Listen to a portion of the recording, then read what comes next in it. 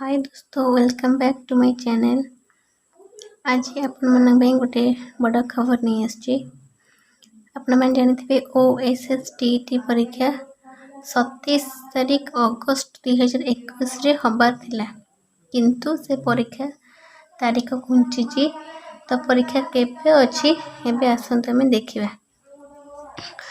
आमर OSSTT रो परीक्षा 27 तारीख अगस्त मासरे हबार थिला, किंतु ताहा सेबे हो नहीं। ताले केबे हबो ना 1-9 अर्थात सेप्टेम्बर 1 तारीख रे हबाक स्थिर करा जायछि। परीक्षा घुंचीबार कारण होछि आमर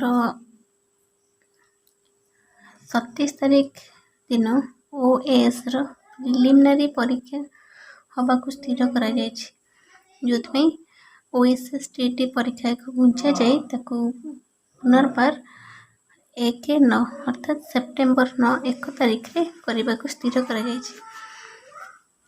परवर्ती वीडियो रे आपण माननकु statistical field survey video notification पाइबा पे आपण चैनल को सब्सक्राइब कर दियंतु।